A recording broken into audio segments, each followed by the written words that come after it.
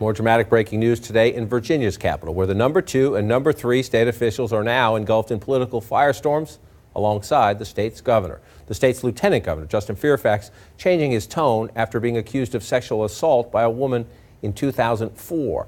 He now says women deserve to be heard and says it's essential that survivors of sexual assault tell their stories. He is, though, maintaining that his encounter with the woman 15 years ago was consensual, and he says he has absolutely nothing to hide. Meanwhile, as that plays out, the state's Attorney General, Mark Herring, revealing that he, like the state's governor, appeared in blackface while in college. In a statement released just moments ago, Democrat Herring writes, "In 1980, when I was a 19-year-old undergraduate in college, some friends suggested we attend a party dressed like rappers we listened to at the time. We dressed up and put on wigs and brown makeup. This was a one-time occurrence, and I accept full responsibility for my conduct. It was really a minimization of both people of color and a minimization of a horrific history I knew well even then." He goes on to say he's deeply sorry for the pain he is now causing with this revelation. CNN's Ryan Nobles is following these developments. He joins us live. Ryan, as if there wasn't enough, what now? Yeah, John, this is unbelievable. We had first heard a rumor about this potential situation with blackface regarding the Attorney General yesterday morning and have been chasing it for the last 24 hours. The Attorney General just releasing a dramatic statement where he admits to being at a party dressed as a rapper in brown makeup. Now, we also know that the Attorney General, in an attempt to try and stave off the criticism that may come to this, did meet with the Legislative Black Caucus to inform them of this situation. And of course, this comes after the backdrop of 2 other scandals that are rocking Virginia's capital with the 2 other statewide elected officials. The Lieutenant Governor, Justin Fairfax, as you mentioned, is facing accusations of a sexual assault charge that go back to 2004. And of course, the governor, Ralph Northam, facing accusations or the release of a photo that appeared in his medical school yearbook, which shows someone in blackface and another person in a KKK outfit. The governor says he's not one of those people in the photo, but it did appear on his medical school yearbook. Now, the problem with all of this, John, is that all 3 men have yet to say that they're going anywhere, despite calls for resignation from the governor, a lot of heat put on the lieutenant governor, and now this new emerging situation with the Attorney General. Basically, the entire state capitol is in a state of chaos. But just to quickly pivot back to how the lieutenant governor is handling all of this, we know that over the past couple of days, behind closed doors, the lieutenant governor has been forcefully encouraging Democratic leaders here to stay by his side. In fact, we know that he went into an expletive-laden rant attacking his accusers about this current situation.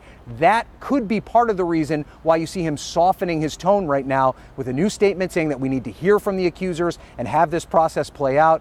The sum total of all this, John, is that there is a good chance that despite all 3 of these huge scandals, that nobody here leaves their current office and they all stay in power for the balance of their term. John? Wow. Okay, Ryan Nobles, new questions today. Remarkable. People dug in. Appreciate it, Ryan. Come back to us if there's any other developments. It is stunning in the sense that you have had top Democrats. I don't mean leave the Republicans out to be disrespectful to the Republicans, but this is a Democratic problem at the moment. You have a Democratic governor, Democratic lieutenant governor, now Democratic Attorney General, the top 3 officials constitutionally in the state, all dealing with these problems. The calls for the governor to resign still stand. Questions about the lieutenant governor are on the table. He's trying to clear those up. Now you have the Attorney General, where people the other day were saying, well, if this is really a doozy and we have to lose the governor and the lieutenant governor, we have the Attorney General. Number 4 would be the Republican House Speaker of the state of Virginia. So the politics of that, this will be a conversation about politics and principle, but the politics of that will tell you the Democrats are going to dig in, right?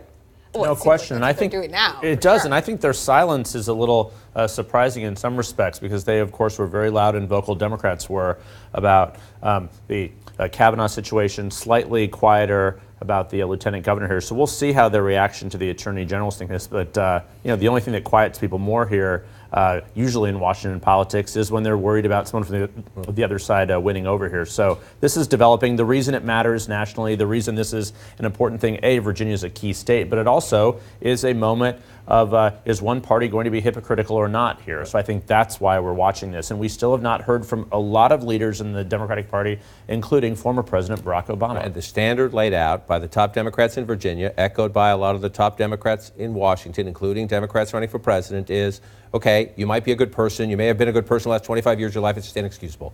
It's inexcusable, it's insensitive, it's reprehensible. You cannot be in a position of leadership if you did this in your 20s, in the case of the governor. The Attorney General says he was 19. How do they move that standard? They laid it out pretty clearly over the weekend. It's zero tolerance from Democrats. And the big reason that they feel like it has to be zero tolerance is because they want clean hands if they're going to be targeting President Trump on either issues of race or some kind of sexual misconduct. And so they feel like they have to be pretty pure on this issue. All the national Democrats are aligned. But I mean, to the point Ryan made there at the end, that is pretty unbelievable to think that all three of these men think that they are going to stay in their jobs. How, even if they do that, how productive can they be in their jobs going forward? What would essentially be the point of them staying in right now? And in a year where it's less relevant to our national audience, but in the state of Virginia, there are legislative elections in which the Democrats think they can flip a chamber, and they continue a path where Virginia a decade ago was a red state, it moved to a purple state, now it's considered a pretty blue state, although it's still, you mentioned, still in play. So you have the governor who acknowledges appearing in blackface, mimicking Michael Jackson. Now you have the Attorney General acknowledging appearing in blackface, mimicking a rapper, going to a party. And then you have the lieutenant governor who is accused. He changed his statement. He did lash out. He was quite emotional the other day, suggesting other political opponents were leaking this information, questioning why his accuser was coming forward again because she came forward during one of the campaigns, talked to the Washington Post. They could not corroborate it, so there was no story. Today's statement seems to try to take a step back to a calmer place, if that's the right word. While this allegation has been both surprising and hurtful, I also recognize that no one makes charges of this kind lightly, and I take it in this situation very seriously.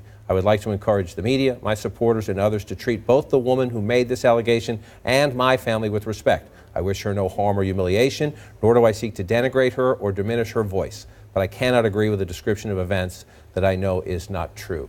That is a much more calmer place than the lieutenant governor was 72 hours or so ago. Absolutely, and it's also at odds from what some of the reporting is about how he has responded to this privately, and it speaks to what the reaction to that may have been, and the fact that as Ryan said, that it appears, if you read that statement, that he thinks that it's possible that if he tiptoes back and sort of makes a more conciliatory statement, he might actually be able to hang on to his job. The thing that is amazing here is that this is all unfolding in Virginia, which of course was the site of the marches in Charlottesville, which got President Trump into so much hot water in his first year in office when he made statements that were seen as insufficiently condemning white supremacy, neo-Nazis, and now you have a bunch of a couple of Democratic elected officials who are admitting to having appeared in blackface. After the outrage that was expressed by about President Trump's behavior, it's really hard for Democrats to go back and say that this is, any better, somehow different. They're obviously in lower positions, but this is a state where the history of racism and these issues is just, woven into the fabric, and it's a very painful thing. And it's just stunning to believe that you could have two officials that high up who would actually think that they're in a position to hang on to their jobs there, and in a position under these circumstances, to think that they should not have done something to get out ahead of this. Right. Just the arrogance of that. The arrogance of that you know it happened. You saw Charlottesville, you see the national debate, in your party, you see the state debate in your state, and you don't raise your hand and say, it's something I need to talk to you about. That the part is what makes the arrogance of it, makes it stunning.